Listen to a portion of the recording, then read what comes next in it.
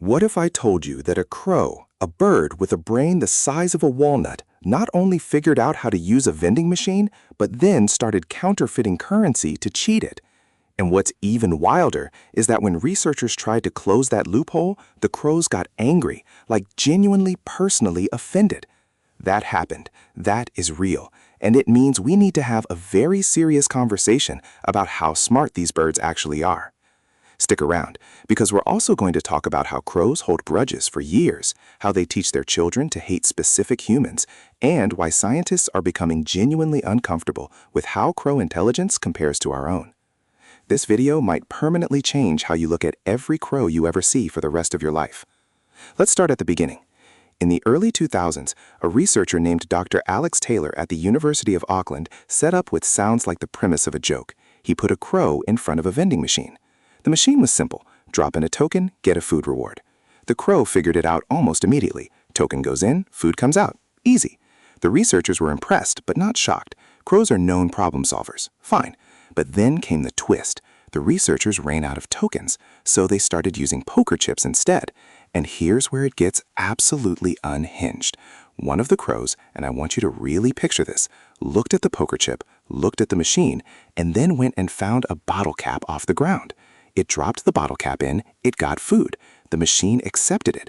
The crow had just independently discovered that the machine couldn't tell the difference between an official token and a rough approximation of one. It had, without any guidance, reverse-engineered the acceptance criteria of a vending machine and exploited a loophole. That is not animal instinct. That is fraud. And before you say it was a fluke, other crows in the study started doing the same thing. They began collecting bottle caps, paper scraps, and other disc-shaped objects from around the lab environment specifically to use as counterfeit currency. They were manufacturing fake tokens. There was a crow black market happening in a research facility, and the scientists were the marks. Now here's the part that really escalates things. When researchers modified the machine to reject bottle caps and only accept the specific tokens, the crows threw what can only be described as fits. They would drop the rejected bottle cap, stare at the machine, pick it up, try again, then drop it dramatically and walk away. Some would make aggressive vocalizations at the machine. One crow reportedly threw a bottle cap at a researcher. These birds understood that the rules had changed, that they were being denied something they had earned through their own ingenuity, and they were furious about it. An animal getting mad that its scam got shut down is one of the most deeply relatable things I have ever heard. But the vending machine story is just the tip of a very deep, very unsettling iceberg. Here's something that should genuinely make you pause next time you're outside. Crows can recognize individual human faces, not just detect that a human is present, recognize specific people, remember them, and communicate that information to other crows. A famous study at the University of Washington had researchers wear specific masks while trapping and banding crows. Years later, those same crows would dive bomb and scold anyone wearing those exact masks on campus. They had spread the warning to other crows who had never been trapped, including crows that hatched after the original incident. The grudge had been inherited. The hatred was passed down like a family heirloom. Think about what that means.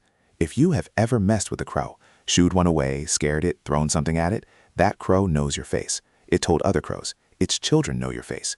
There is a multi-generational vendetta in progress, and you are completely unaware of it. Here's your fun tangent for the day, because this genuinely delights me. Crows don't just remember enemies, they also remember friends. In Japan, crows living near urban areas have been observed leaving small gifts, buttons, shiny wrappers, interesting pebbles, on the windowsills of people who regularly feed them. One girl named Gabi Man in Seattle documented years of gifts from her neighborhood crows, including a tiny piece of metal with the word best on it. We don't know where that came from. We don't know what the crow intended. But somewhere out there, a crow decided this child deserved half of a friendship token, and I think about that constantly. Now let's talk about the cognitive architecture that makes all of this possible, because here's where science gets genuinely philosophical. For a long time, researchers assumed that higher intelligence, the kind that allows for planning, deception, tool use, and social learning, required a large prefrontal cortex, the region of the brain most developed in humans and other primates. Crows don't have one. Their brain structure is completely different from ours, and yet they demonstrate all of those behaviors. What researchers discovered is that crow brains have a region called the pallium that functions in an almost identical way to the prefrontal cortex, despite being built completely differently. Evolution arrived at intelligence twice, through two totally separate architectural blueprints. That's like if two completely different civilizations independently invented the internet without ever talking to each other. It means intelligence isn't a single narrow path. It's a destination that life keeps finding different roads to reach. Crows have been documented using tools in sequences, meaning they'll use tool A to get tool B, which they then use to get food. They plan for the future, hiding food and then moving it if they think another crow watched them hide it.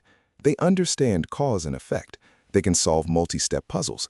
In some cognitive tests comparing crows to great apes, the crows either match or outperform the primates. Let that land for a second. A crow, which you have definitely seen eating garbage next to a highway, is cognitively comparable to a chimpanzee. And the vending machine fraud story pulls all of this together into one perfect moment. Because what that crow did wasn't just clever problem solving. It demonstrated an understanding of systems, the concept of exchange value, the ability to improvise substitutes, and then the emotional response of injustice when the rules changed. Those are abstract concepts. That crow was operating in the world of ideas. So the next time you see a crow sitting on a fence watching you, consider the possibility that it has already assessed you, cataloged your face, evaluated your threat level, and decided whether you're worth remembering. It might have told its family about you. It might be waiting for you to drop something interesting. Or it might just be waiting, patient as anything, because crows live a long time, and they are in absolutely no hurry. Here's the question I want you to sit with.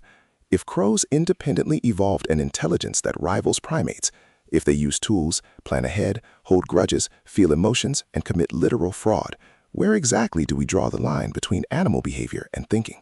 Drop your answer in the comments below. I read every single one, and I promise you some of the responses to this question are going to start incredible conversations. If this video made you look at birds completely differently, and I really hope it did, smash that like button because it helps more people find this channel and discover facts that genuinely change how they see the world. Subscribe so you never miss an episode of Wild and Untamed Facts. And if you want to keep going, check out our video on octopus intelligence, because I promise you crows are not the only animals quietly making us question what it means to be smart.